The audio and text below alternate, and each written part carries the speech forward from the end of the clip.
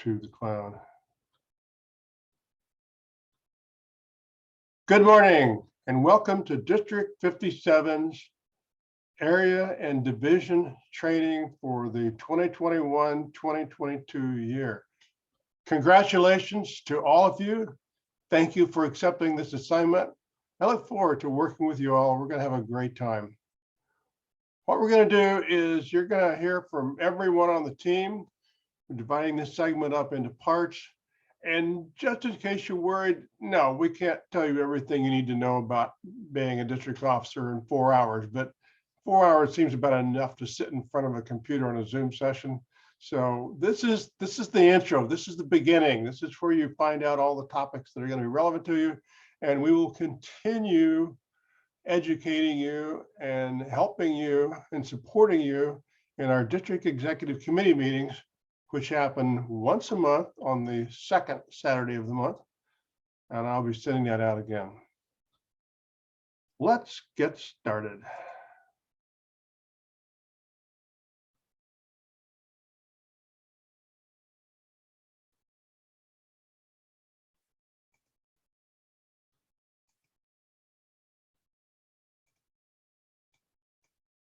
So this is the area and division director training. It's the 26th, last time I checked. First thing, if you have not done it yet, please rename yourself. One very easy way is you roll your mouse up to the right-hand corner of your screen. There's 3 dots, you click on that. And one of the options is to rename yourself. That way we all know what our positions are. Makes it easy for everyone else. And later on, you'll need to know your division so you can go there. Here's what we're going to do today. Here's the agenda. You're welcome. Gosh, we're doing that right now. I'm going to run through this very briefly just to give you a little overview. Carolyn, your program quality director, is going to go through core area director duties. Tong, the director, is going to explain how area councils work. Our outgoing district director, Bette Bollhofer, who's not online yet, is going to give you a little bit of an insight into the world of Toastmasters outside the district. It takes a lot of organization to run these things. We'll break off. I will come back, and Ed Cullen, our club growth director, will tell you more about the expectations we have for you as area director, as well as some benefits and other duties that you're going to have. Our public relations manager, Nancy Muscardini, is going to tell you what's coming up this year. Different things happen in different parts of the year. It's going to overview that for you. Michelle, our finance manager, is going to remind us how dues work. Ed and Nancy will come back for some specifics in planning. We'll take a break again. I'll spend some time showing you where to find the Toastmaster information that you need, and we'll be coming back to that too as well. Ed will come back on to talk about how you can get support and answer questions, and then we'll wrap up. And the very last section will be division and area networking, where each of you need to go, we'll go off to a separate breakout room, A, B, C, all the way down to I. Introduce yourselves to each other, get to know yourselves, start talking about how you want to work together for the year. Now, we're going to make this interactive. Our speakers are prepared to take questions. If a question seems to be taking too long to answer or too complex, we may have to take it offline. That's not a reflection on the asker or the question, it's just that we do want to stay on time and have you get out of here on time. All right, before we get started, any questions? Again, I would ask you to turn your sound off during the session unless you are speaking. The video is up to you. If you don't care to have your video on the screen, turn it off. I think some of the speakers, though, might appreciate seeing some feedback and being able to judge the audience. So I'll leave that up to you. I want to start right out by introducing our program quality director. What does a program quality director do? Well, I'm just exiting that role so I can tell you. Program quality director is basically the district officer with the lead on education, training, and content. Anything that has to do with learning in Toastmasters is the area of the program quality director. Carolyn is coming off of a successful year as a division director. So please help me welcome Carol. And I'm going to turn off my screen sharing and she's going to turn hers on. So help me welcome Carol Douglas. Hey, and the crowd roars. Good morning, everyone. It's so good to be here with you this morning. I am still somewhat in a state of quiet shock about myself being the program quality director, but we will rise to the occasion and continue to move forward. And I'm looking forward to working with every area director and every division director and every person that is part of our division and Toastmasters. So let's get started. First and foremost, thank you for saying yes to the role of serving as an area director or a division director. This is the time for you. Let's look at the area director's role and duties. Area directors, you are the liaison between the district and the clubs. What does that mean? It means that you have contact with your club officers. It means that you go and you visit with your clubs. And we would love for you to do that at least twice a year. But I think it really is much more beneficial for you and the clubs and the division as a whole if you try to do this more often. Now, I can just hear in my head my own self saying, my goodness, what about my own clubs? What about the things that I already have planned to do? Please know that you have help in this division. You don't have to do it all by yourself. It's important that you identify people who have done this before. For example, your division director, who would be able to assist you and to help you in getting this work done. But the requirement that we want you to fulfill is that at least twice a year, you will go and visit with your clubs. And we have a tool that we want you to use to do that. In addition to visiting your clubs twice a year, you will work with your club presidents, vice presidents of education to have an area council meeting. Now that will be discussed a little bit later by Tom. When you go to visit with your clubs, we have a tool that we have identified as the guidelines or the standard that have metrics that we would like for you to use, which is called the moment of truth. The moments of truth help us to identify whether or not you are meeting the members' needs, if the club is meeting the members' needs, and you have the ability through this to identify whether or not there's any support that's needed by that club in the implementation of their program from the district, and to be able to help find solutions for what may be something that needs to be addressed. In addition to that, we have the Distinguished Club Program, and it identifies the measures and goals that we use for success. We're all about having successful clubs. Once again, area directors, you hold the area council meetings. There are some other fun things that you can do as an area director. Install club officers, participate in other kind of activities with your clubs. You want to coordinate activities such as training, participating in training of the club officers and club leaders. You will actually hold an area speech contest. You will be asked to participate in your club's speech contest. We want you to be in a position where you have the information from the district where you can share knowledge about the district's recognition and incentives program. What's in it for you? We have this thing called the High Performance Leadership Project or the Distinguished Toastmaster Project. You're going to do a lot of work. Please take on doing one of these projects so that you get credit for the work that you do. And in addition to that, there are resources that are available to assist you. Now, let's look at the division director's role and duties.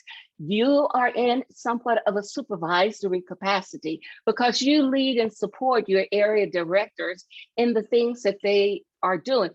They have the ability and should use the ability to turn directly to you when there is a particular need. As a division director, you want to encourage that the clubs achieve its mission and its responsibility to the members. What we know is that if members are not having their needs met, they're not going to really participate in the program. So we want you to help facilitate a good quality experience that happens within the clubs. All right, you want to coordinate the division's activities as well as set the division goals. And you do this by assisting in the trainings of the area and the club leaders. And you too will hold the division speech contest. Now, when you're doing club visits, area directors and division directors, this is an opportunity to learn who some of the people are, how their progress is coming along, such that you have people who are willing to participate in the club contest. Great thing there. It's a nice strategy. What do we use to measure or to look at how well our clubs are doing? Once again, we have the moments of truth. And through the moments of truth, we're looking at those first impressions. We have these criteria that are located here. First impression, the membership orientation. We look at fellowship variety and the communication. We look at program planning and meeting organization, and we look at the membership strength and the achievement recognition. And let me tell you what each one of them is all about. First impressions, I should say, is really about how a guest is treated when they first visit your club. How are they treated? What is it that you say to them? How do you set yourself up such that they feel that they are warmly received, that they can easily participate in the program that you have? So you want to be able to have a warm, welcoming experience available for any of your guests or visiting members. In membership orientation, you want to look at how a new member is apprised of the education program and recognition. Our education program is Pathways. How are you explaining to them what Pathways is, how they can participate in Pathways, what it means for them? You want to really lean in with your Vice President of Education to be available to share that information. Enroll your Vice President of Membership also to be understanding and have this awareness so that when you learn that you are going to have these new members, you can get them orientated to the program such that they're able to really fully participate in the way that's beneficial for them. Anytime we're doing something, we want to know what's in it for me. What can I get out of it? So with membership orientation, you want to do what you would like to have done for you to stay in the program and know that you're meeting that same standard for any of your new members that are coming in.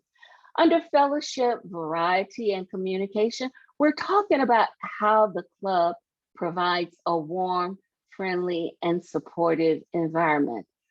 What are the things that you do that says your contributions are welcome here? Invite your new members to participate on committees, build teams. Let someone serve as a team member with your sergeant at arms, serving as a greeter. Since we're doing mostly online meetings and you have people to pop in, may not get there to the meeting directly on time, have a greeter that's available to help get your new visitor into the meeting and in a nice supportive way, such that it's not disruptive, but they know how to navigate their time in the meeting. When it comes to program planning and the meeting organization, we're looking at how the club ensures that the members further their development during every meeting. Don't think that it's important to keep one member glued to one particular task. Allow your members to participate in various parts of the program and its organization so that they can have a fuller club experience. There are the open houses that we plan. There is your club anniversary that you plan.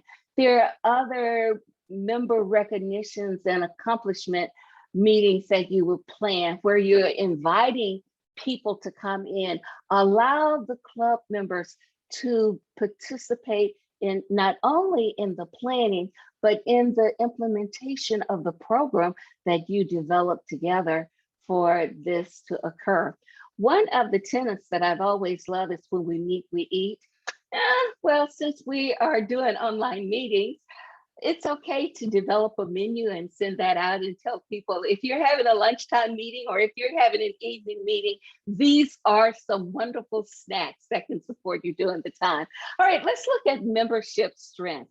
Membership strength is about how many members the club has and how many attend every meeting. Once again, we're talking about quality. We're talking about what are the things that you do that encourage your members to come to the meeting and fully participate? If you don't give our members something to do in the meeting, then why are they there? They're not there just to sit. So we want to see the membership grow. We want to see that growth sustain. We want to retain our members, but we also want to create such an experience that that member will want to invite their friends to come and join the club. And then there is the achievement recognition. And this is about how a member is recognized for their achievement as a goal. You know, every time someone completes a level 2, every time someone completes a level 3, every time someone completes a level 5, let's celebrate any accomplishment that's made. I invite you to celebrate and let folks know. Now, if you are doing those things that are suggested in the moments of truth, I believe the results that you will get will demonstrate that you can successfully implement a quality program in your club. And when you utilize the moments of truth, then the members will be provided with value and will see that there is value in what they're getting through your club. You're creating a safe, supportive environment for them to achieve their goals. So as you are taking advantage of utilizing moments of truth, I guarantee you this, that you will realize your individual Toastmasters Club mission and values, as well as the organization's mission and the organization values. So we have found that when our clubs embrace and use moments of truth, they become distinguished. They become distinguished. And all of this happens because you're creating a wonderful, good environment for your members to grow and thrive in. Now, the moments of truth is actually linked to our Distinguished Club program. And the Distinguished Club program provides the standards or the guidelines that you would focus on for monitoring how well you're doing. And those 4 areas are education, membership, training, as well as administration. So let's just go through that. Here we have 6 educational goals. In each club, we're looking for at least 4 members to complete level 1s. Then we look for 2 members to complete level 2s. Continuing on, we want 2 more members to complete level 2s. So that would be a total of 4. We want to see that progression happen. We want people to start a path and really move through it. The next one is for 2 members to complete level 3. And then 1 member will complete level 4 and 1 member will complete level 5. That would be your 6 goals. Once again, the purpose here is that we want to see that progression. We want to see that your members are actually doing what they came to Toastmasters to do. I hope presidents and VPEs are asking, what is it you want to accomplish? And when the answer comes, our educational program is right here designed to assist them move through that process in that fashion. All right, here are the other Distinguished Club program goals. We have 2 membership goals, and we would love to see you continuing to grow by recruiting and bringing forth 4 new members. These come out of club experiences. These come out of you inviting people to come and participate in your club. Not only do we want to see those 4 new members, but we want you to have your open houses and once again, other events in which people will come and participate such that you get 4 new members. This is a time where we have opened up the area by being virtual, by being online. You not only have people from your immediate area, you can have people from different parts of your city, state, or the world. So be open and available for that to be a source of how you get new members to show up. We have a goal here for officer training. We'd like to see with each training period, which is 2, during the year, at least 4 club officers trained in each period. And when you do that, you actually achieve 1 goal. Then for record keeping and administration, we're talking about the payment of the membership dues for each period that is required under our program. And when that happens and you get that information submitted on time, submit your club officer list on time, then you have 1 goal. So that is what the 10 goals are. In summary, all of your goals that we've just discussed need to be completed by June 30th. And what I mean by completed, the information is recorded in Toastmasters International website in the database that's provided there. When it comes to your club membership, we like to see that you have sustained a membership of 20. If you don't have that many, then whatever your number is, you will have gained a net gain of 5 new members to say that you have completed and accomplished that goal. Every club should earn anywhere between 5 to 10 goals. If you attain 5 completed goals, then your club is distinguished. That's not hard to do. If you go beyond that and you attain 7 or 8 goals, then you're select distinguished. But here is the top level. If you gain 9 to 10 goals, then the entire club is president's distinguished. That is you.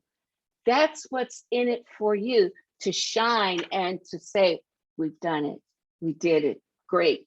Now, you want to have a quality club? You can have a quality club. Pay attention to what is being asked for through your Moments of Truth as well as your DCP. Here's the message that I want you to write down at the beginning, share with your clubs and your club officers. At the beginning of your Toastmasters year, do the moments of truth.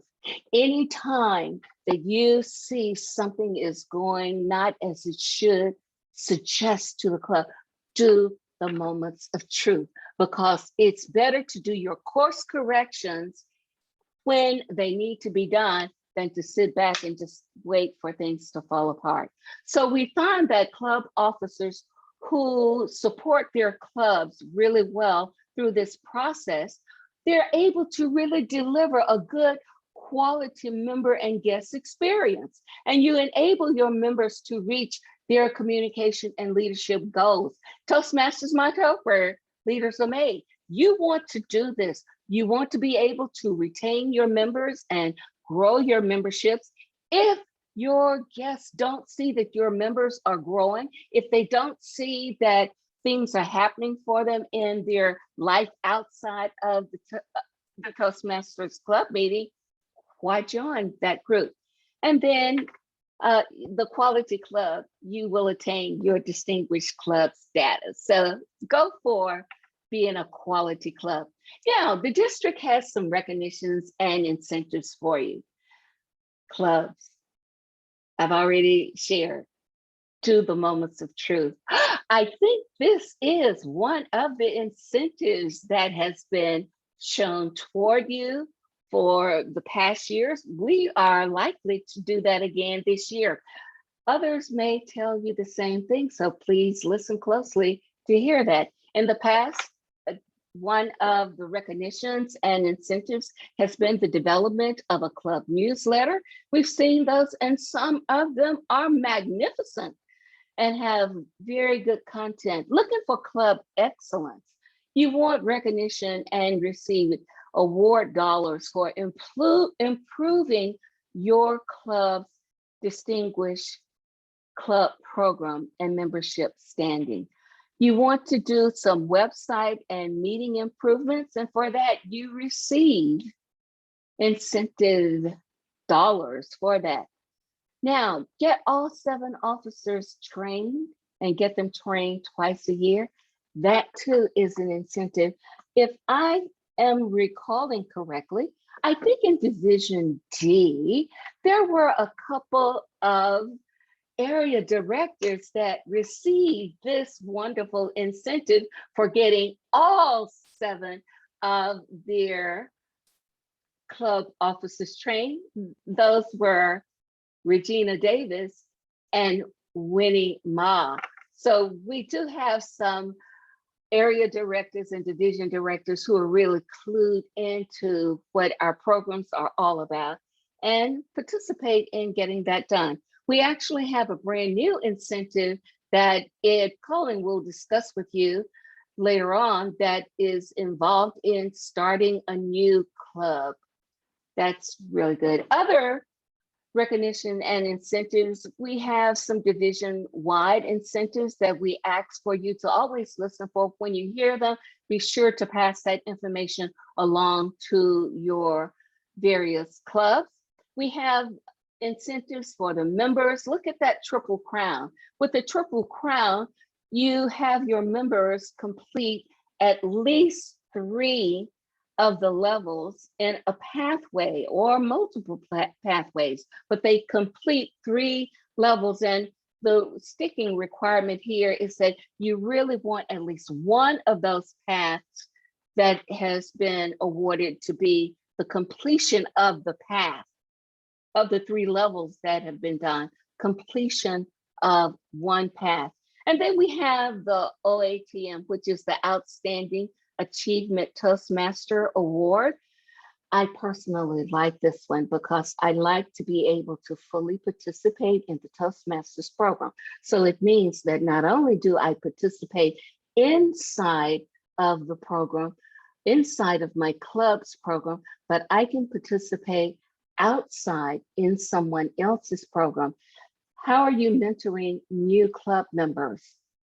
Are you giving presentations elsewhere that qualify that you can claim here. I invite you to look at that form to see what are the areas in which you can do both inside and outside experiences for achieving this award. All right, once again, there are incentives for our area and division directors. Ed Collins will discuss those. If you want to have a successful year, Moments of Truth, do your club area visit reports. Do those reports and get them in. Now, here is something that I know people will say, my goodness, how can I get all of this done? I have a life. You don't have to do this work alone. There are your division directors that have been through this. There are other Toastmasters that may be DTMs that may have already served as area directors that know what this is all about, and invite them to be of assistance to you. If you find that a club needs to have a little more assistance, invite that friend who has the skill to visit that club and give you a report back. If you need help, we want you to receive that help. Talk to us. We will do what we can to assist you. The Distinguished Club achievements are there for you. Go for it, become a winner in those, and then also communicate the recognitions and incentives for all of the efforts. Don't let anything that you've achieved go uncelebrated. Always celebrate your achievements. Here's some suggested resources on how you can do these things. You can easily go to the Toastmasters International website and download free of charge the Moments of Truth, download the Distinguished Club Program and Club Success Plan. And do you know there is an incentive for you if you perform your club success plan? For the past 2 years, we've had a little club success plan, short plan. And if you got it in within a certain period of time, you received a $1 award. So we are inviting you to do that because we're bringing that incentive back again for this current year. And then the last resource here is to download the District Leadership Handbook. It has a lot of information, rules, regulations, and all of that kind of stuff that gives you a wonderful overview of what we are doing in terms of implementing the program here in the district. All right, what's in it for you? Once again, if you're serving as an area or division director and you want to get credit for this, contact our High Performance Leadership and Distinguished Program Chair, Ms. Mercy Del Rosario. Let her know that you're interested in doing that. Set up a time so that you can identify your project and begin to implement it. Don't think, yes, I want to do this project and wait toward the end of the year. There are certain requirements that need to be met, and you want to be apprised of what those requirements are so that you have plenty of time to get them done. So I'm inviting you to take advantage of this, which is being offered. There is additional instructions that are identified on the D57TM website that characterizes and describes all of this for you. Now, here's some key dates. Immediately, coming up on us really soon, our first TLI, Toastmasters Leadership Institute training for our club officers, July the 17th. We're still looking for trainers for that, so please let me know if you're interested. We plan to have our club officer makeup training, July the 20th or 22nd, and August the 18th. It was my intention for us to have a training on August the 25th, but guess what? Toastmasters International Conference has been announced and it's happening during that time. I will work with the team of people who have already identified that they want to participate in this educational program, and we'll try to come up with a time during the week that really works for our members. We're looking forward to having Train the Trainer either September the 4th or September the 18th. Once again, if you're interested and you want to participate in that, get in touch with me. Our winter Toastmasters Leadership Institute will happen in January. We haven't set the date, but you can put it on your calendar. It will be early in January. All of the club officer makeup trainings, and we will have 3, all of them will be completed by February. Let's look at these other dates. We have contests that are coming up, our speech contests. Our club contests will begin in January.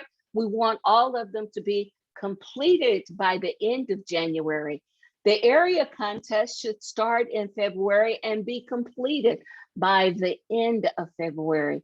Division contest, March, completed by the end of March. The district contest will be in April, and we want that to be completed no later than the end of April. We are planning our spring conference, and that will be in May 2022. There are still additional details that we're looking for to be a part of this. There may be other trainings and educational opportunities that will be announced throughout the year, and we will let you know that. But if you're interested in participating, let me know. We have room for you. So with that, I want to thank you for listening. Are there any questions?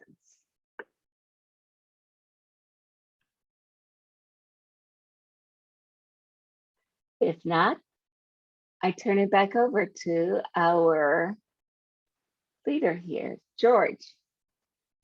Okay, And I will stop drop sharing. your screen share there. Now, I know some of you have questions, so I'm gonna seed this with a question. We have allowed plenty of time to answer your questions, and maybe some will come to you. But Carolyn, here's what I just thought of. You said that the minimum number of times an area director should visit their club is twice, once in each of the 2 seasons. Now, is that your Yes. recommendation on how often they should visit? Or if not, what should they be doing? What's the best Well, solution? that number 2, that is what Home Office Toastmasters International is saying. I shall share area directors from my personal experience. I went to visit my clubs more often than once. I went more than twice a year. I went and I visited as often as I felt like it because I've developed relationships with them. And I felt like it was time to go to my club meeting. So I found myself going more often than not going. And it was through that relationship building that I was able to get people to attend TLI, that I was able to get them to attend the spring conference, to attend some of the other offerings that the district had for us. So, George, my recommendation is don't limit yourself to 2 club visits. Expand yourself to become involved and know what your clubs are doing. They're your Excellent. peers now. Excellent. I had one other question about this. I know that some of our area directors here from really strong clubs, they're doing really well. What should they do when they visit one of their clubs and see that it just isn't working very well? Should they start ordering people around, tell people what to do? How should that work? Oh, absolutely not. You know, we were taught to be decent and in order. And what that means for me, and I will share with you, is that you, once again, develop that relationship with the club president, develop that relationship with the VPE, share what you observed, and share what you know the Moments of Truth has outlined, how they can be of help.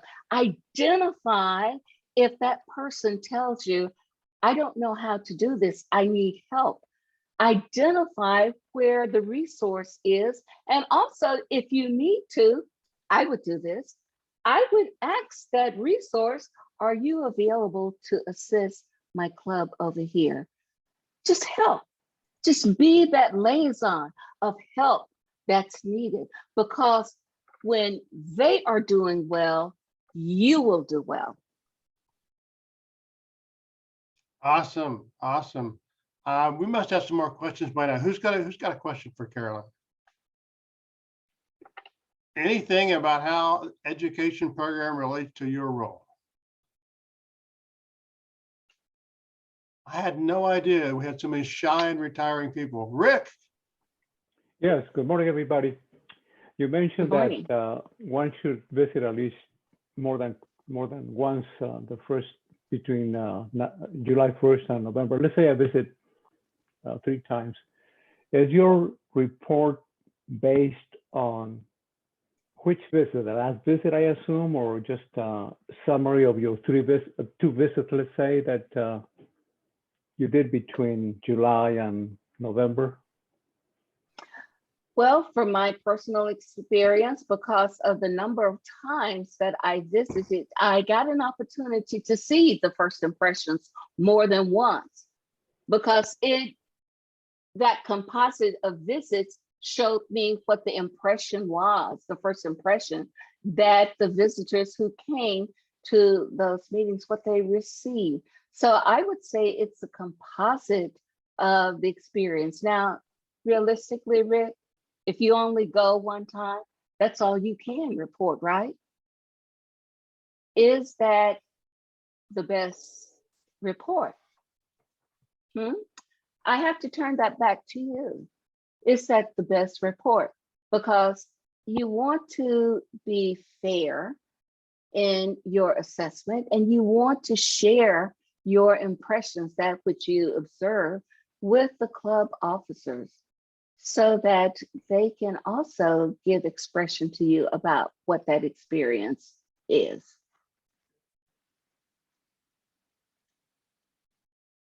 Darsh. Yeah, so good morning. How does the role of the area director and club coaches and club ambassadors sort of mesh? How does the role of area director, club coaches, and who else mesh? Club ambassador. Club mentors. They Club mentors. mentors. Okay. They all work together. They work together. I've served as a club coach, and I have served as a club mentor. As the club coach, when someone would ask how to do a particular thing, I would share with them how to do that.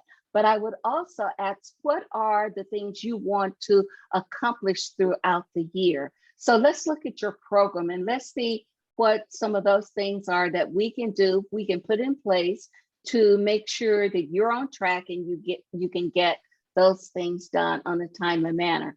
For example, if you're planning to have an open house and you know the place where you work, this is true for corporate clubs, you know that there's a whole lot of flurry that happens around a certain time, you want to make sure that you're not in conflict with some of those things, because you want to invite people to come to your experience that you're sharing, your program. Now, when it comes to the club mentor, once again, there is the direct question of, how do I accomplish this? Could you show me how? And there is the showing of how a thing can be done as the club mentor. My favorite mentor used to tell me when I started working in the laboratory, I'm going to show you how to do this, and you do this recipe that I'm giving you and we'll talk. Always make sure that you are checking back in, having conversations with the mentee, so that that learning experience is actually happening and they're getting what they need. How does the area director factor into that? Sometimes it's the area director who may have to fill that role in a non-official capacity, but the area director really should do their best to find a coach for the club. They should do their best to get and recommend mentors for the club.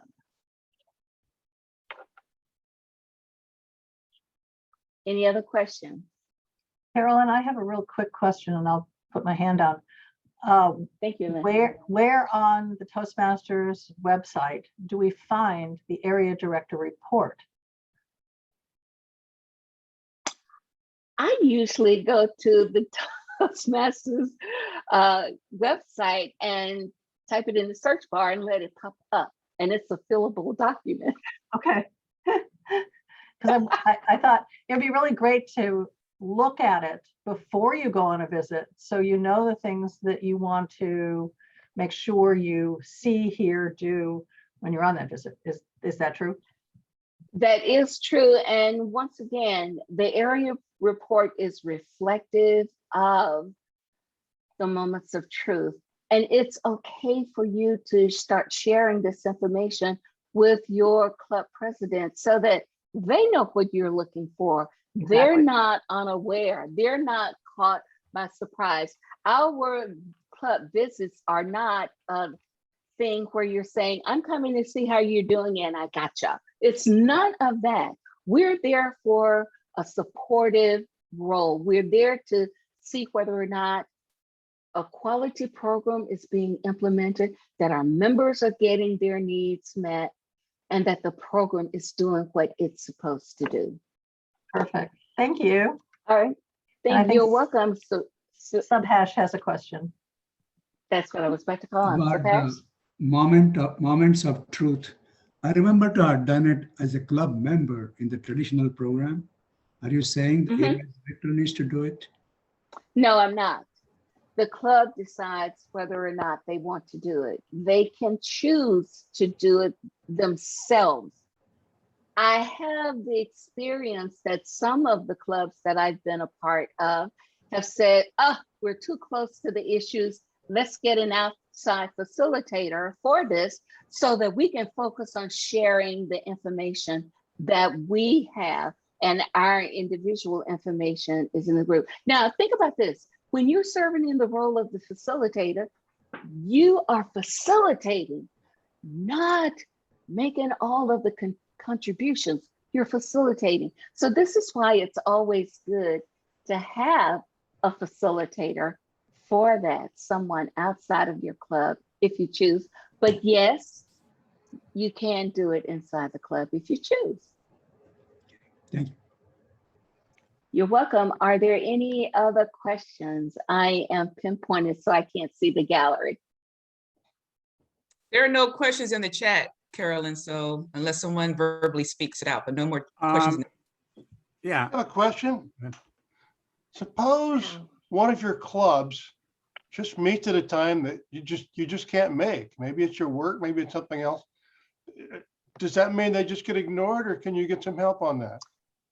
Absolutely not. They're not ignored. This is, again, a plea for you to realize that you don't have to do it all by yourself. Call on your peers who have done this work before and see whether or not they have time on their schedule to go. But in addition to that, you need to have a relationship, a reciprocal type relationship with that club president. So make sure you're checking in, you're calling, and you're discussing what is going on within the club and what the needs are in that club. I'm going to cut my answer off. I see that Elliot has a question and my time is growing short. yeah. Thank you, Carolyn. I wonder, as an area director, how early should I maybe get a couple of my reports in so I can learn how to do this? And should I give the reports to like the club president and maybe have some phone calls? I mean, before I turn it in, or should I just turn it in because I'm last minute? How well do you like people? If you're saying that we're a team, if you're saying we're partners in this, share the information. Be willing to share the form itself and let your club president and VPE know these are the areas of concern. These are the questions that I must respond to. And it gives them an opportunity to, oh my God, let's get this together here. So have the dialogue and, let them see it before you submit it. People don't like ugly surprises. Right. Can you help that? The answer is yes. So if you were to complete your report ahead of time, share it, let that club president and VPE know, I must get my report submitted by this certain date. If you have comments that you want to share with me, you need to do that by this time because I don't want to miss that deadline and I'm not going to miss that deadline. So be open to share. We're in it together. Good. Thank you. Thank you so much. 6 minutes. Was there another question? Dark, did you have another question? I have a question. Where can I get access to the previous year's area visit reports? Ed, you want to take that? I think we'd have to mail them to you. I think only the trio and the previous area directors and the division directors have them. So Correct. And you could get it from your previous B17 director. And I'm sorry, I answered a different question than the one you asked in the chat.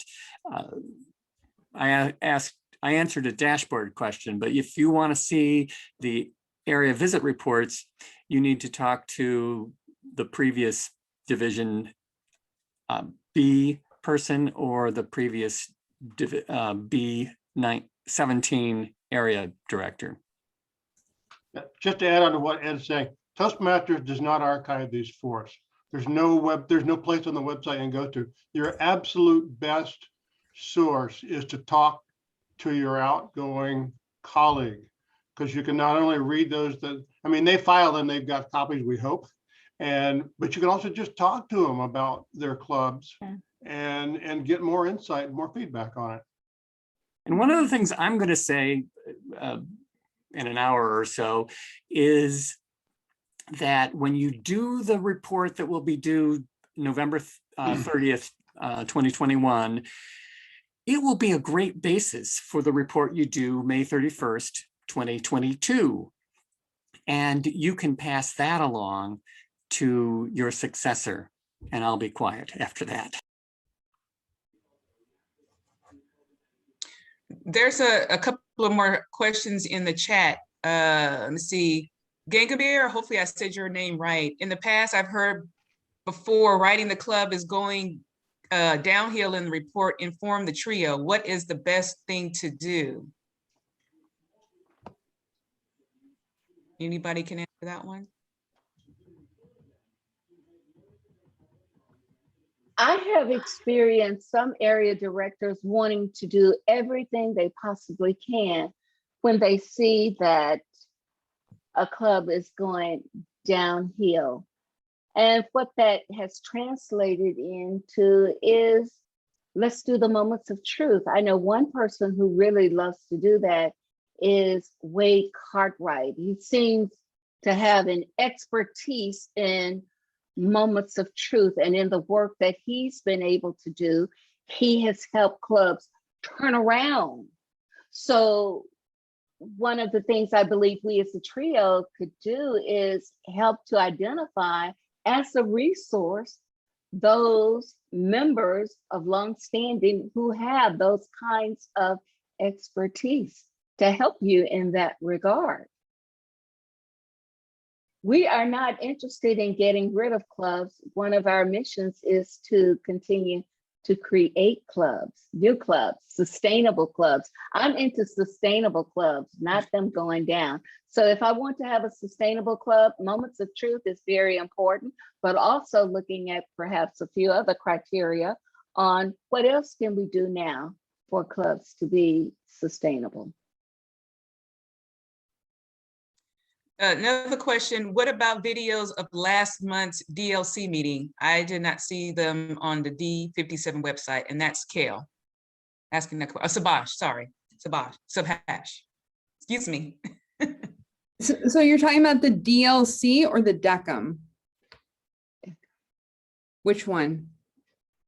The Subhash? the monthly meeting we This- have, the district leadership, Yeah, I can ping you the Beckham. link. It's on YouTube. I usually post it within a few days, so I'll ping the link into the chat. Thank you. Sure. Another question, shouldn't ADs look at club dashboard data as well? This is Elliot asking that question.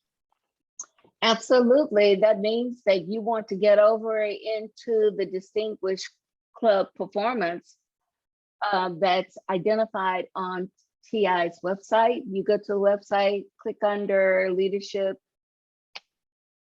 or distinguished club program. And you should be able to put in your district as well as then look for your division and look for your various clubs and see what's there. Yes, look at that dashboard because it has every one of your areas listed and you can see how well they are performing. Compare what you see that TI has with what you know may be the actual fact of the matter. If TI's data does not match up with what you know to be true for your club, we need to make sure that the club knows how to get their information into TI so that it is recorded. So yes, you need to go and look at that dashboard. Let me add a little bit onto that. Later this morning, we're going to give you the first bits of information on how and where to find Toastmaster data. And in fact, we'll be talking about that at the district exec meetings too. It's one of those things where there's a lot of information available. At first, it feels like you're drinking from a fire hose, but once you get to understand what's there, it's absolutely great. A lot of information. Numbers won't tell you everything about a club, but they can contribute a lot of insight, particularly when you look at the past history of a club and see how they've been doing. You can pretty quickly pick out the strong clubs from the clubs that are maybe going to need a little bit more help. I see Elliot's a real fan of data here. I'm so into data, I run a Toastmaster data website, and we will be talking about that at some point as well and showing you how you can use that information. So we'll come back to it. I'm going to go ahead and answer Gagenbeer's question. What's the reason a club goes into suspension? A club has to have 8 paid members after each dues period. And we're going to emphasize the dues date over and over and over again. And there's some other criteria, but let's just say with 8 right now. If 2 dues periods in a row go by and the club has got less than 8 members, they will be suspended. A club must have 8 members to be in good standing. The first dues period that goes by and they don't have it, they're no longer in good standing, but they're still an operating club. Second dues period that goes by, they'll be suspended somewhat after that. Now, there is an exception right now because of the pandemic, which is affecting clubs worldwide.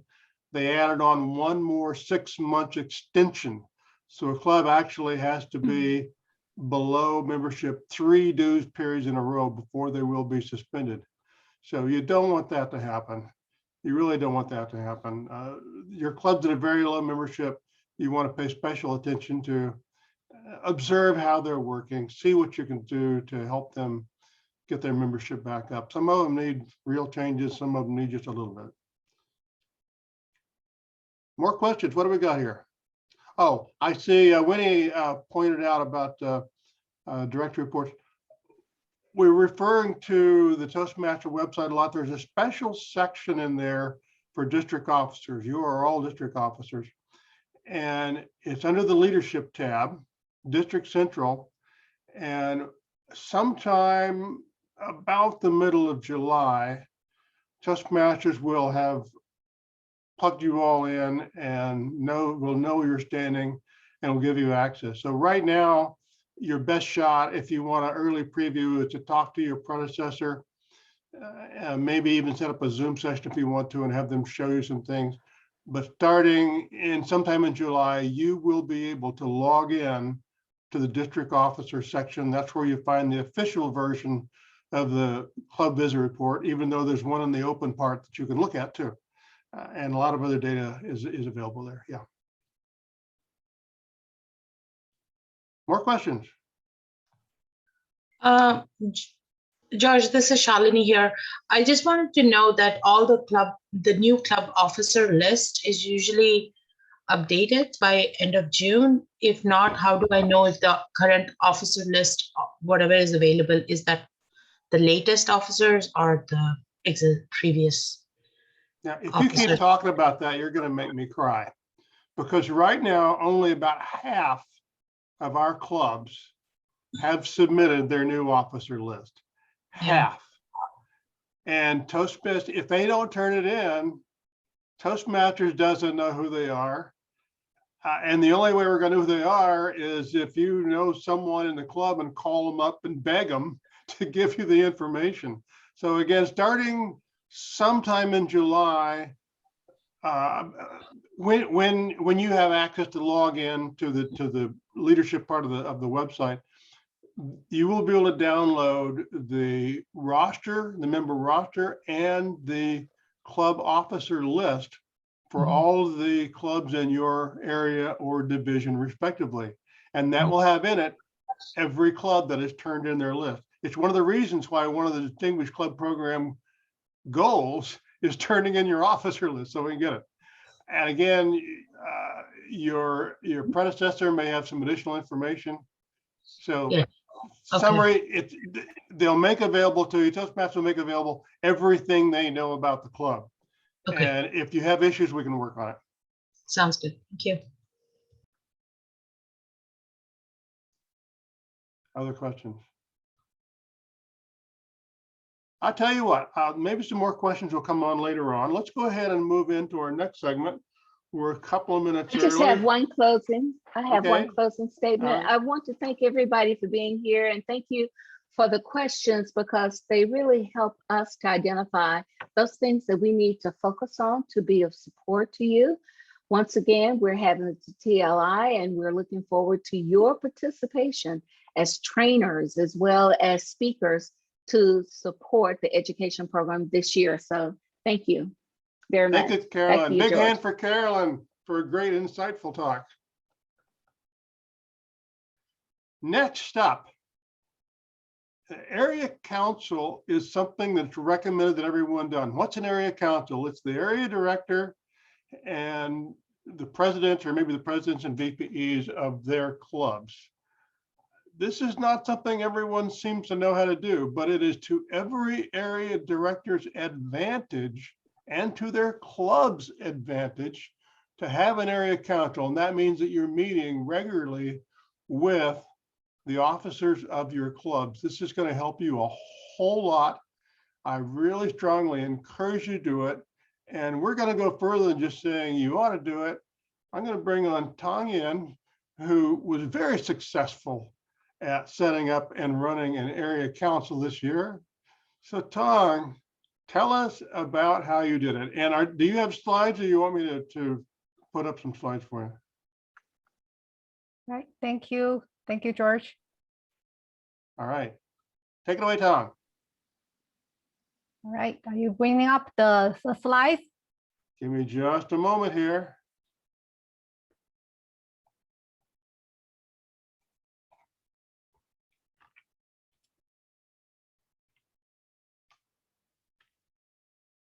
Just a second here and we'll be there.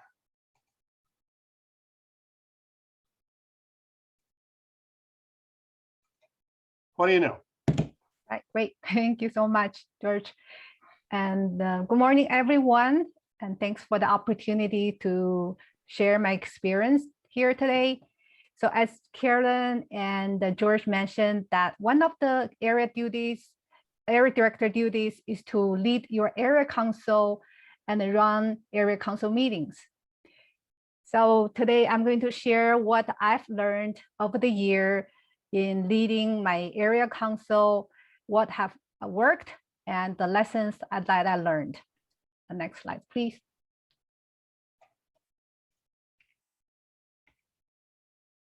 Okay, that's a question. So what is an area council and who will be on your area council? So this is a chart I got from the Toastmaster District Leader Handbook. So the link is down there. This is only a recommended structure, but the main thing is the key persons on the area council is you, the area director, and their area club officers, including the presidents, the VP of education, and the VP of membership.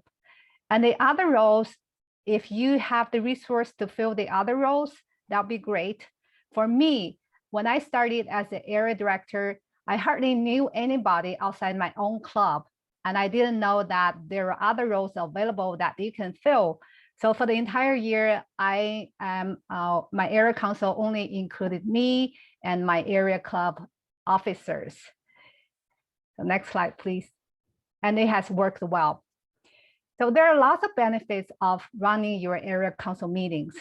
So this is a good opportunity for you to interact with your club officers face-to-face, although it's only virtually, but it's very helpful than just sending emails or talking over the phone. And they're also a good opportunity for you to allow the club officers in your area to connect with each other, to get to know each other, and to know what the other clubs are doing. And the good practices from one club, they can share that.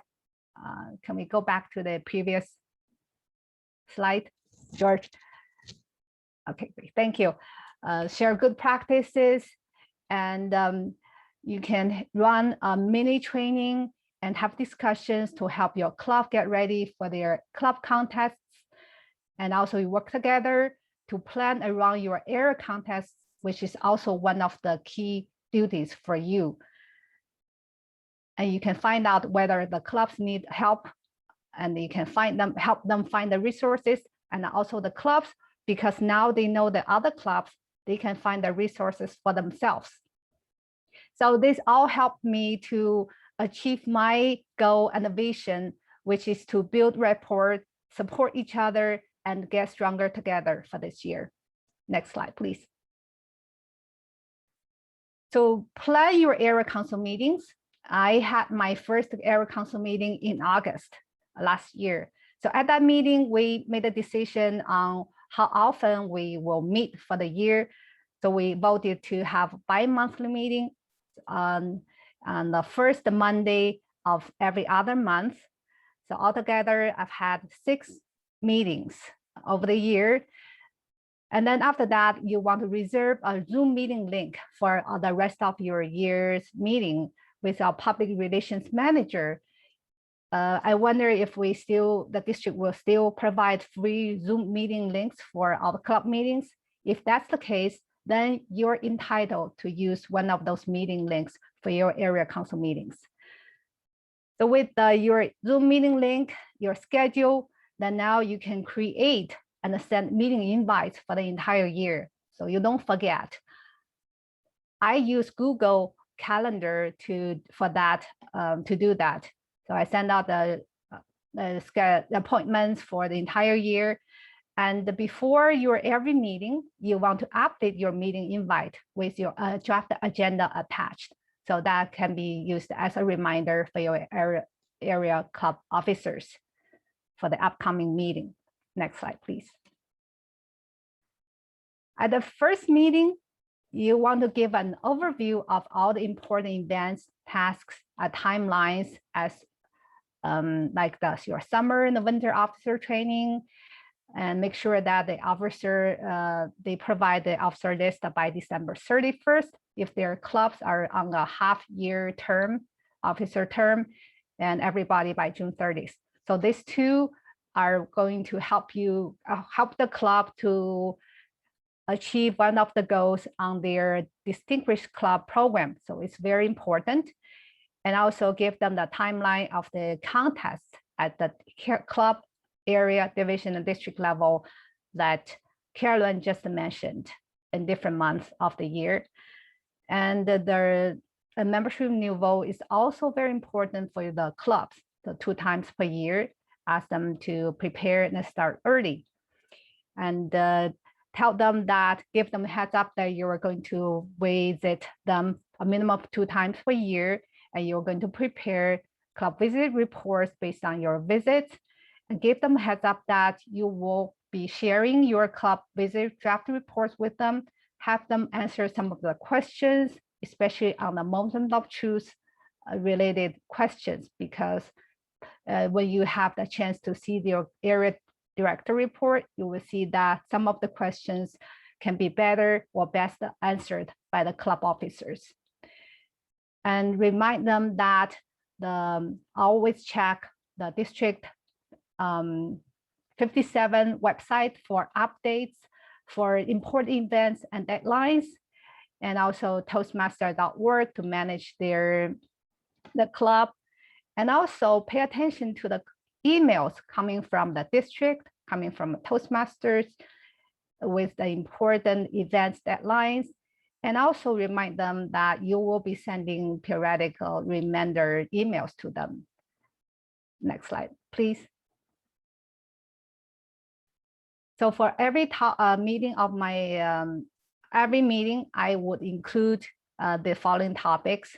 The club reports, you can ask the club officers to share their club progress, important events, for example, open houses and the things they do well, they don't do well, and anything they want to share with you, with the rest of the club. And also good practices. Once in a while, if you observe some exceptional or good practices from one club in running their open houses, in running special events, you may invite the club officers to share that with the rest of your area.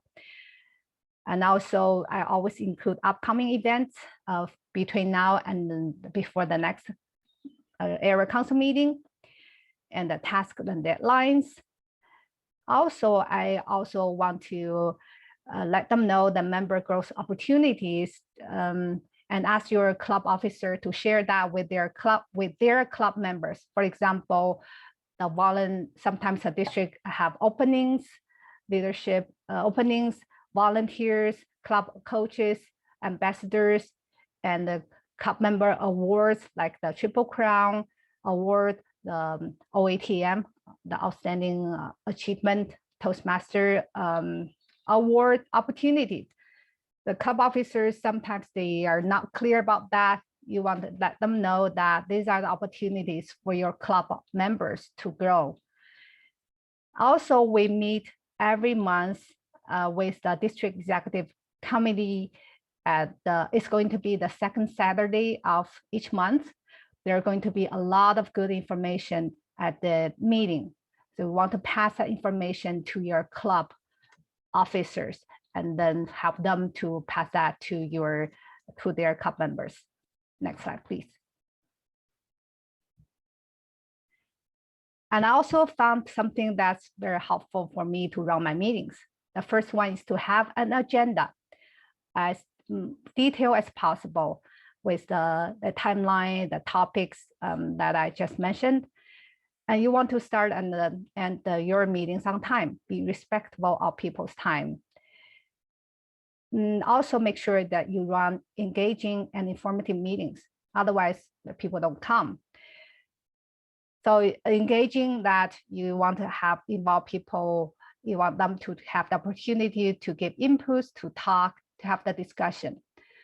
I also find it's very important, helpful to use PowerPoint presentation. It actually doesn't take too much to prepare a PowerPoint presentation if you know what you are going to talk about. But it's easier to follow, and also it's more comfortable for people to look at your slides instead of looking at you all the time when you talk. Optional, later I found it's very helpful to have an area newsletter with all the upcoming events, a summary of the meeting, important events and dates, and I share that with the club officers. So the link down here includes all my area council meeting agenda, some presentation, and my area newsletters. So if you want to click on that later and find out what I did for the past year. Next slide, please. So I want to share some lessons I learned in running area council meetings. You want to, as I mentioned, the area council members include their presidents, the VP of education, VP membership, but sometimes you want to expand the invitation to all the club officers. Maybe not every time, but at least probably once every 6 months. Usually, if you only send the invitation to a few officers, sometimes you don't have anybody from that club to join your meeting. And also for the people who are interested in your area council meetings, area business, that could be the people that you will be pay attention, you know that they're interested in becoming an area leader in the future. And also remember to ask for feedback throughout the year, and then ask them for the interesting topics that they want to include in the area council meetings. Because I didn't ask them, and I just remember to ask my area council members for feedback a few weeks ago, and I realized that one topic that I did not talk at all is that how their clubs or our areas form as compared to other clubs, other areas, or our division and the district performance as compared to the rest of the divisions or the rest of the districts. So ask for feedback and then include the topics that are interesting to your area council members. And also reach out to individual clubs, because some people, there are times that the club, there's nobody from that club to attend your meeting. You just want to reach out to them, ask them, give them the update, what you talk about at the council meetings, and ask them for why they, any questions, they need any help. So, and when I do that, always they come back at the next meeting. The next slide, please.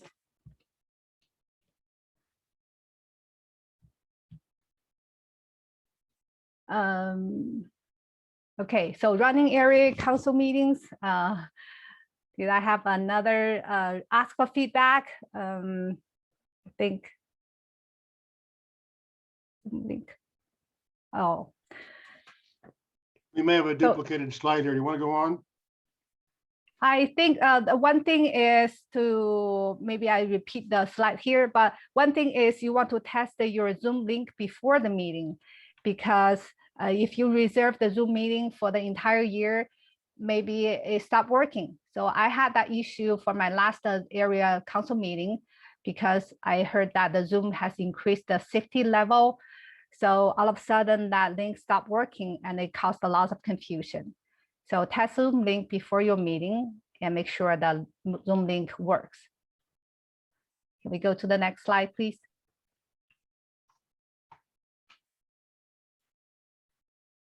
So leading your area councils, lessons learned is, one thing is to plan early. For example, you are going to have your area contests. For example, you want to plan early, start early, think about that, but don't let that thing hang in there if you can't do anything to give you a stress. With that, you want to have a plan, like the timeline, a possible timeline. You start getting volunteers and when the time that to complete each of the tasks for some events. And also one thing you want to be mindful is you want to find out how much is too much. Like you don't want to babysit your area, all the clubs. You want them, encourage your club officers to lead instead of, you don't want to tell them what to do. You're there to help them. So that means you don't do all the work. You want to get people involved as much as possible and let them become a leader of their own club. And also one thing is, you don't want to do all the things yourself. You want to ask for help, ask for volunteers. And can we go to the next slide? So when finding volunteers, I also have some lessons, because I found it difficult at sometimes if you don't do it in a appropriately or effectively. So you want to reach out to individuals. Instead of sending an email asking who will be interested in this position, who will be interested in becoming my area contest chair, you can identify a few people and send an email to that person. And normally you can get a positive response that say yes. And also you want to make it attractive, the opportunity, because you want to find out something that will also benefit to the individuals. For example, as the area contest chair, they can use that as their level 4 or level 5 projects. And also they have the opportunity to get to know more people outside their own club and to learn how to run events. The third lesson is you want to ask. And if you ask and people don't respond, it probably are busy, don't see your email. You want to follow up instead of just get silenced and switch to another person. You want to follow up with a text or even with a phone call. And if they say, no, I cannot do that, don't get frustrated, because people sometimes they get overwhelmed for one time. But for those people you find they really have the potential to lead, ask them again in a few months later, and you will be surprised that they actually can do it now for you as a volunteer and to step up for some of the leadership roles. So I think that's the last of my slide. But in summary, as an area director leading your area councils, you want to be respectful of people's time, be mindful of the boundary, how much you want to involve, and be helpful, of your area clubs and help them to achieve excellence. With that, I want to turn that back to George. Thank you. Thank you. Thank you, Tom, for such a great presentation. We're just about right on time. We got time for just a couple of questions. There'll be more later. Anyone have a question for Tom?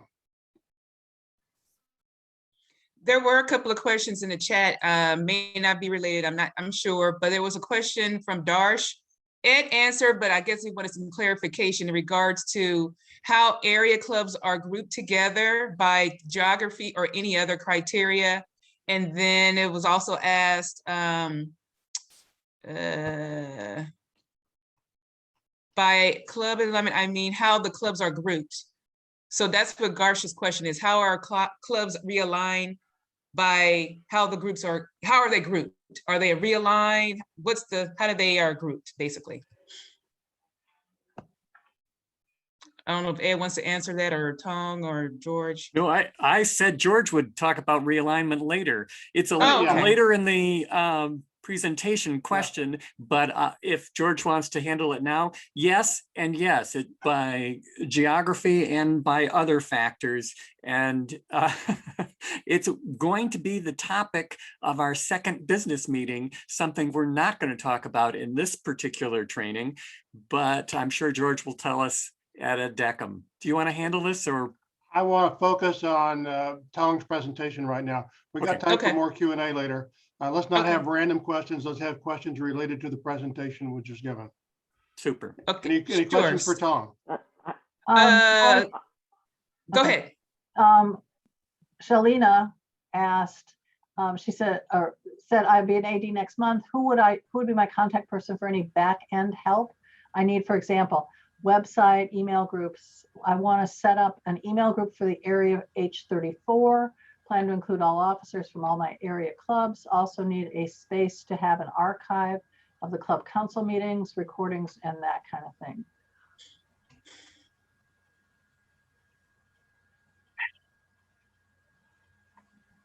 Anyone? Dan sent me a message and he said he would like a follow-up discussion on that. That's what I got. Okay. Any questions specifically about area councils? Everything else can be held till later. Yeah, Specifically I There's have some a people who have their hands up. Lisa, go ahead. Yeah, thank you, Tong. That was an excellent presentation. We didn't have an area council last year, and I think it would be a really valuable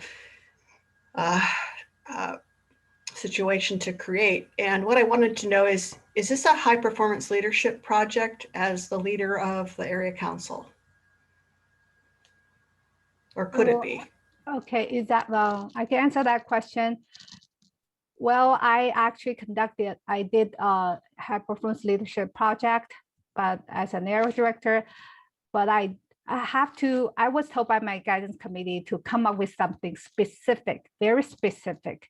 So I run an area open house as my high performance leadership project. So because now you have the opportunity to work with your area club officers to pull together an area open house. But for the rest of them I consider as your area director duties, and all those area council meetings help you to achieve your goal as or your vision as an area director. You connect the clubs, help them get them to know each other. So now the club officers in your area will get to know people outside their own club, and I got feedback from them that they found them very helpful. Okay, I'm going to have to cut it off there. We need to stay on time. There's going to be a general Q&A section later on this morning, and some of these questions are quite general. So I'd like to move on to the next segment. And the next segment is called The World of Toastmasters by our very own outgoing District Director, Bette Bohlhofer. Why are we doing this? Because Toastmasters is more than our clubs. The clubs and the members, of course, are the reason for Toastmasters' existence, but there's a world of Toastmasters that supports us, supports areas, divisions, in the very district itself. And Bette has now gone through all leadership positions in the district and is in a great position to explain to us all more about Toastmasters and how it all works together. Please welcome Bette Bohlhofer. Hey everyone, thank you so much. I'm so glad you guys are all here. Thanks, George. So let's talk about the bigger picture, zooming out. And I'm going to show you some different graphics. I'm going to go to some different websites. So let's look at this. This is in the Leadership Handbook, which I hope everyone has. It's really an important book to have. So let's look at it. Oh man, this is too boring. Let's go to another slide. Okay, so this is the regions. All over the entire world, we have all these different regions, but even this, it's too big. It's too big. I'm going to show you guys a graphic that I made. Now, this is how I think about the world. Okay, so let's talk about what it looks like. First of all, the most important person in Toastmasters is the member. And you're a member, and I'm a member, and the international president is a member, and Dan Rex is a member. We're all the member. And that's the most important thing to remember about. We are here to learn how to build confidence, how to build communication skills. So always keep that in mind as you're doing your leadership role this year and always. So the members are the top of this upside down pyramid. And then, right, helping those members do great work and get their projects done is the club officer. Now, I'm sure every one of you has been a club officer before, and you know what that's about, making sure the meetings are high quality, making sure your members are pushing themselves, getting high quality evaluations, running all those events. Next up is area director, and congratulations. We have a bunch of area directors on here, and you're learning about your role today, and you're going to learn more about that every time you run a DEC, which is the District Executive Council. Welcome to that. You're now a member of the District Executive Council. And George will be running tons of different trainings, and you're going to get everything you need. So area directors, so basically there's about 3,600 members worldwide of Toastmasters. Then there's about 113,000 club officers, but now let's go to per district. So there's about 30 to 35 area directors per district. And you guys need to be friends. You need to meet each other, make good friends with your fellow area directors, because that's going to be your resource network to get things done like area officer training, for instance, makeup training, and also critically contests.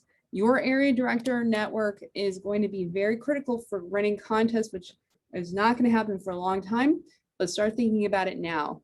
All right, so you have about 30 to 35 area directors. Then you have division directors. So who are they? There's only about 7 to 9 division directors per district, and those folks are there to support you as area directors.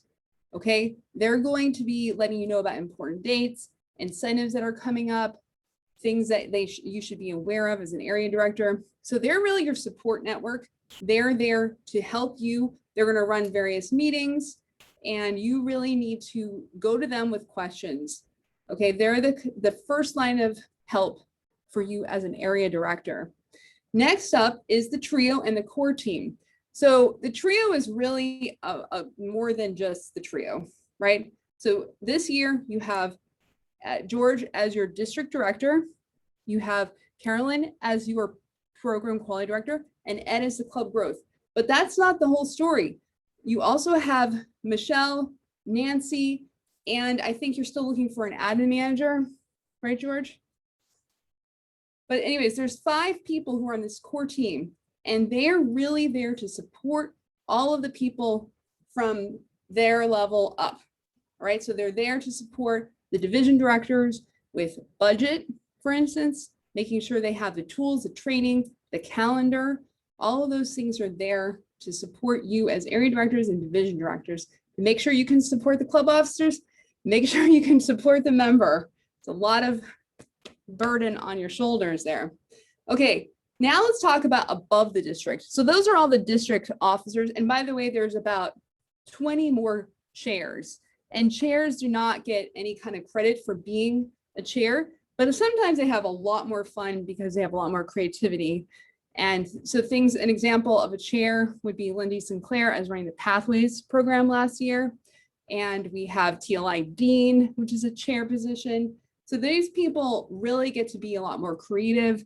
I feel like the trio members and definitely finance manager needs to be like really just focused on budget, events, coordinating the whole district, but the chairs get to have a lot more fun.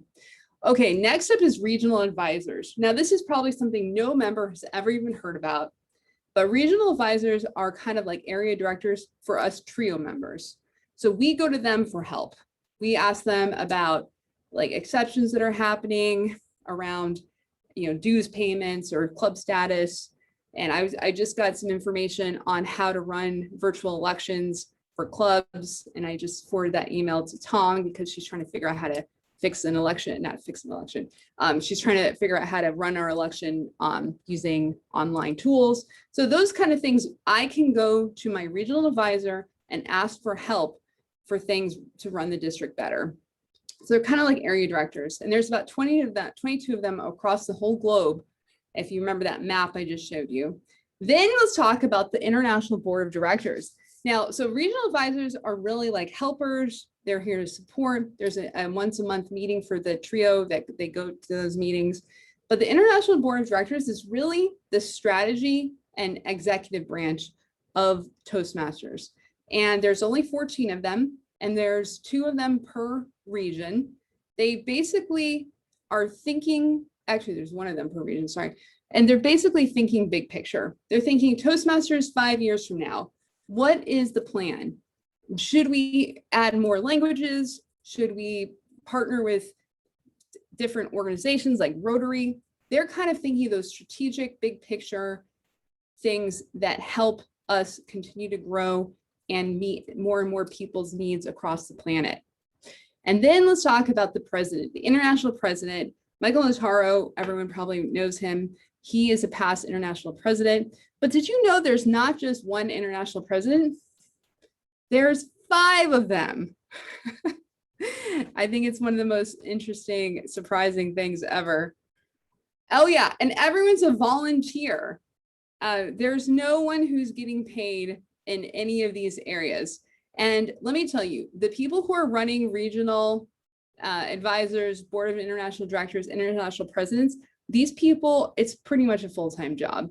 I don't know about regional advisor, but definitely these guys are on meetings all the time.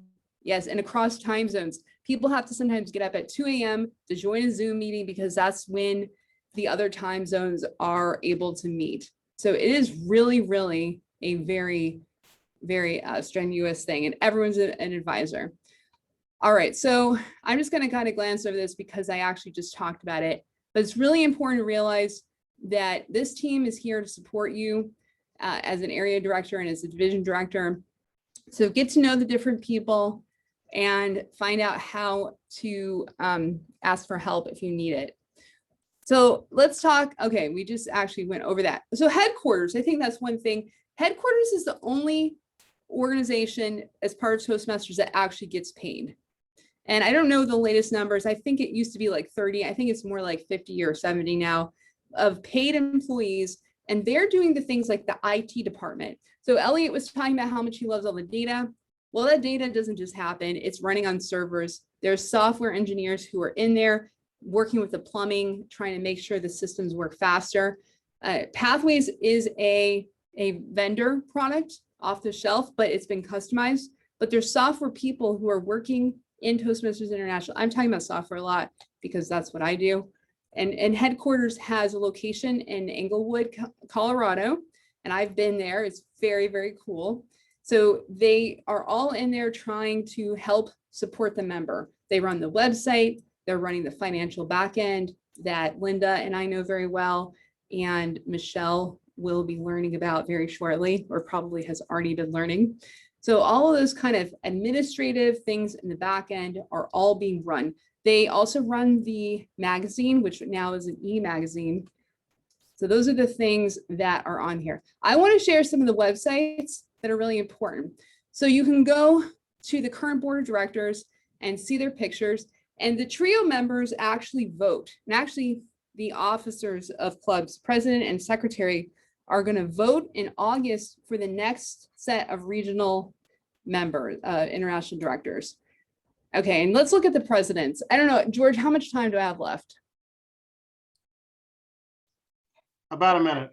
Oh boy, wow. Okay. Take three. Okay, so we have the immediate past. That's the president that is, from last year, and they still are on boards and committees. They're probably working 40 hours a week. Then they have second vice president. So this is person running up. Then we have the first vice president. They're immediately going to be the president next time. And then we have the international president-elect. And as I said, then we have the international president. And basically, because everyone's a volunteer and they're probably working 2 or 3 jobs, all these people are the best people in the world. I mean, these are first class. They have worked so hard to get to this point. They're incredibly inspirational, fantastic leaders. They're so strategic and smart. It's amazing to have a conversation with them. So each of these people has to basically take different board positions, and they're all thinking about different things like curriculum. How do we make the curriculum better? What are the software updates we need to be focusing? Do we need to make some kind of inroads into Africa to help? They're just thinking about all these different kind of things. There's all these different committees who are focused on that. All right, regional map, take a look at this. I think because we're all in North America, this is the one that really matters. So we're all in region 2, unless I'm region 1, we're in region 1. And it's kind of funny because California is split in half right here. And we used to be part of region 2, and then we got moved to region 1. So our really close friends are in District 4 and District 101. Very important to know because you may want to trade judges or other help with contests. They're very close to us. And 39 is also very close to us. So those are like our sister regions over here. And if you want to learn about how we're doing against those regions, not against, but in relation to those regions, you can come to our dashboard and see this is all District 1. So this is all the people who could help us or be friends because they're probably in the same time zone, or they are in the same time zone. It's hard to say. All right, regional advisors, maybe George can convince them to come out and speak to us sometime. They do have to get approval. All right, I think that's everything, George. I'll turn it back to you. Thank you, Bet, for that amazing tour of the world of Toastmasters. People might have some questions. I'm gonna ask that we hold off. I'd like to keep us pretty much on time. So let's go ahead and take a break and be back at, my schedule says 10:50. Let's make it, or 9:55. So take a break, be back here by 9:55, and we will answer more questions about all of Toastmasters. We've got a nice section for that a little bit later on. Thank you, Bet. Big hand for Bet. All right, talk to you all later.